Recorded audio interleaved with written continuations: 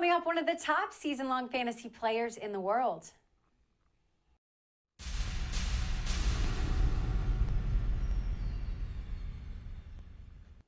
So, Corey, season-long fantasy has been around for a long time, and Scout Fantasy has been the home of the absolute best players and the best high-stakes contest in the world since 2002. It's also home to the official world rankings. The current number 3 player in the world was the number 1 player in 2014. You know who I'm talking about? My boy, Chad Schroeder. That's right. Chad Schroeder is from Omaha, Nebraska, and we had the opportunity to catch up with him at the World Championships.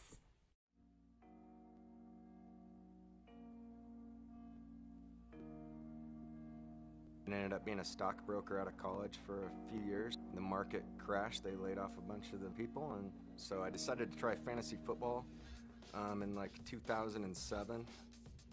Emo and those guys have me number 1. I certainly don't think I'm the best player, so that they can rate me 1 if they want. I'm not a huge numbers guy when I don't have databases and things like that. Just try to let the draft come to me, and whatever they give me, then I'll usually take it. I just sort of have a pecking order of how guys should get drafted, and also try to just keep in the back of my mind that I need to protect my overall portfolio. And so sometimes I'll make a pick that I don't always think is the exact best one, just to diversify myself a little bit.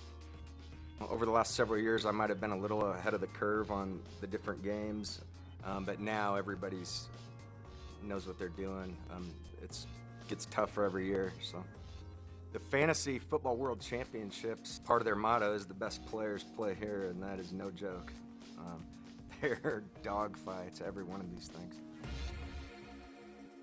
So, Corey, you play against Chad in the Scout Fantasy Football World Championships. What makes him so tough? So prepared. On draft day, he comes to the table always prepared, ready to go.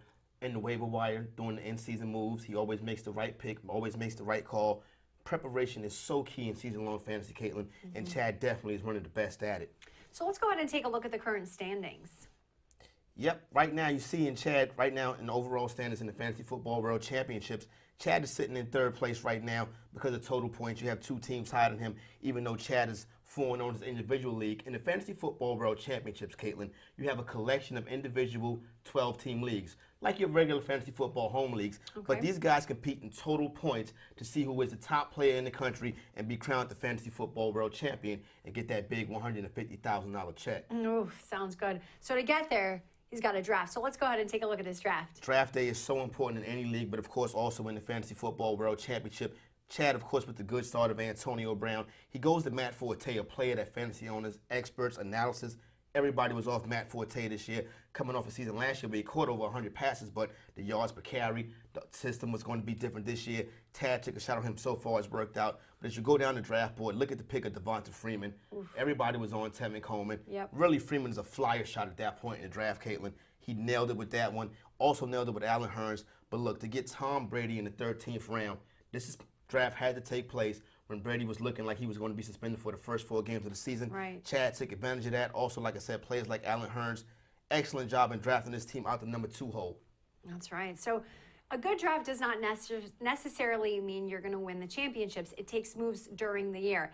And as we look at his Week 5 lineup, you see he's made a few moves. Take a look. Yeah, you know, when you look at his Week 5 lineup, of course, the big stud quarterback and the big running backs and Freeman and Matt Forte at the top. But look, Mike Evans and Vincent Jackson, not a bad way to play it this week because should be a lot of volume from Jameis Winston throwing the football. So one of those guys will definitely go off.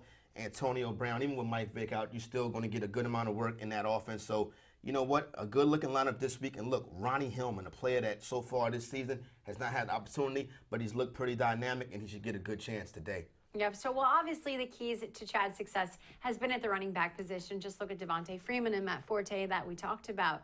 You know, big pickups for them right there. Yep, no, Forte and Freeman so far, rock solid at running back. Like I said, Forte, everybody was off of him. To get him that late in the second round, really a good job for Chad.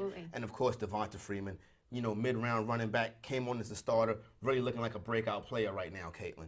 So for 99% of us who are not ranked fantasy players, what can we learn from watching a player like Chad, Corey? Definitely on the waiver wire. You get in the Fantasy Football World Championship or Scout Online Championship. See the moves he makes on the waiver wire. Guys like Willie Snead that he picked up this week.